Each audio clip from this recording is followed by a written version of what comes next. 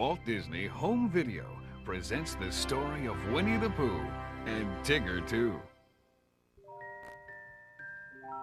This is Winnie the Pooh, a teddy bear who belongs to a boy named Christopher Robin. Pooh has many friends in the 100-acre wood. One of them is a bouncy character with stripes. Hi, I'm Tigger. T-I-double-G-R. I know. Said Pooh. You bounced me before. Tigger likes to bounce on people. One day he saw Piglet sweeping some leaves into a pile. He gave Piglet a good bounce. All the leaves went flying. Shucks, that's only a little bounce, said Tigger. I'm saving my best one for Rabbit. And Tigger bounded over to Rabbit's house. Rabbit was happily working in his vegetable garden when he heard Tigger coming. Hello, Long Ears. No, Tigger, don't bounce. But Rabbit couldn't stop Tigger's bounce. Carrots went flying in all directions. Tigger, just look at my beautiful garden. Wailed Rabbit. Yuck. Messy, isn't it? Said Tigger. Messy, it's ruined. Oh, why don't you ever stop bouncing? Because bouncing is what Tiggers do best. Rabbit was so upset about his garden that he called a meeting at his house, which Pooh and Piglet attended. Attention, everybody. Something has got to be done about Tigger's bouncing. Now, I have a splendid idea. We'll take Tigger for a long explore in the woods and lose him.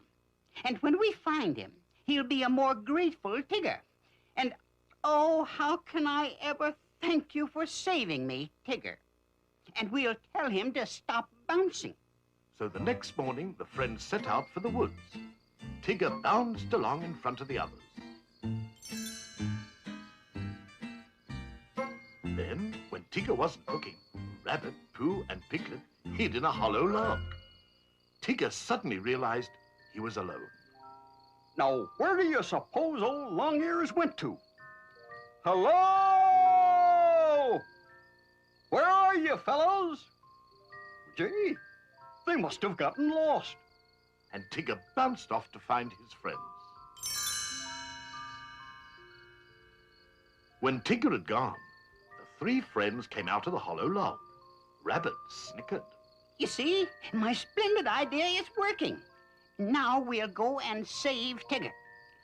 But as they walked on, they kept coming back to the same sand pit. Pooh, who was a bear of very little brain, said, That sand pit is following us. Maybe we are lost, Rabbit. Nonsense, Pooh. I know my way home. And Rabbit left to prove he could find his way home. After Rabbit had been gone a while, Pooh felt a rumbling in his tummy. I think my honey pots are calling to me. Come on, Piglet. My tummy knows the way home. Just then, who should appear but Tigger? He bounced Pooh and Piglet. I thought you fellers were lost. Where's old Long Ears?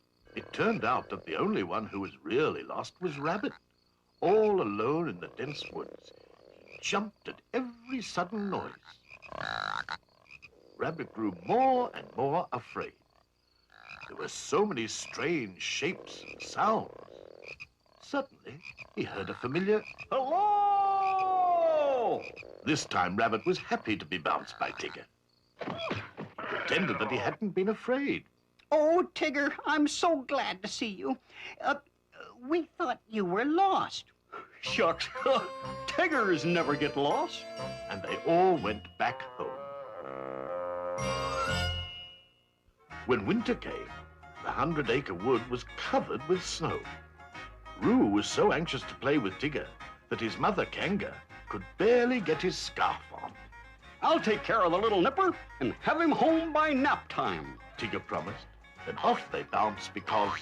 Well, that's what Tiggers and Roos do best. They came to a beautiful frozen pond in front of Rabbit's house.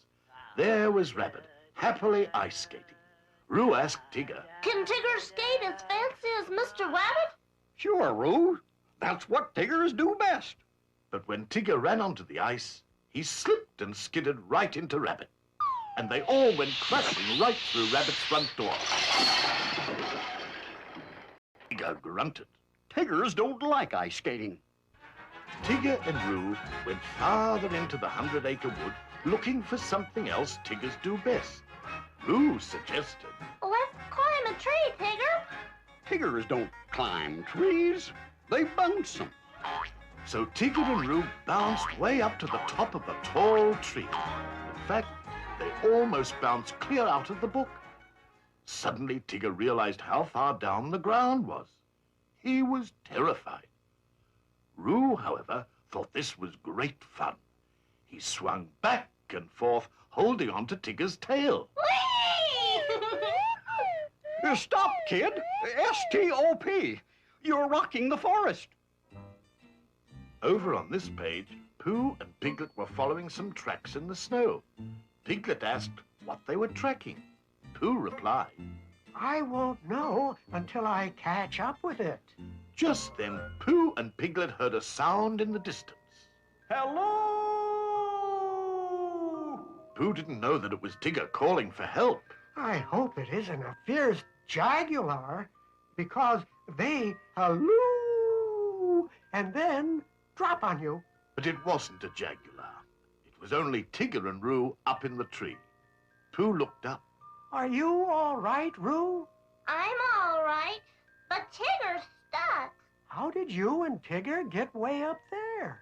We bounced up. Well then, why don't you bounce down? Pooh was very smart for a bear of very little brain, and so Roo bounced down. But Tigger was still too afraid to jump that far. You see, Tigger, all your bouncing has finally gotten you in trouble. Who are you? I'm the narrator. Oh, well, narrate me down from here. If you do, I promise I'll never bounce again. So I turned the book sideways, and Tigger slid right down the block of type. He landed safely on the ground. Tigger was mighty glad to be out of that tree and on solid ground again. I'm so happy, I feel like bouncing. Immediately, Rabbit stepped up. No, Tigger, you promised. You mean not even one teensy-weensy bounce? Tigger was very, very sad. He turned and walked away. Roo tugged at Kanga's arm. Mama, I like the old bouncy Tigger best. Everyone said that they, too, liked the old Tigger best. Yes, even Rabbit. So they agreed to let Tigger have his bounce back, and he leaped for joy.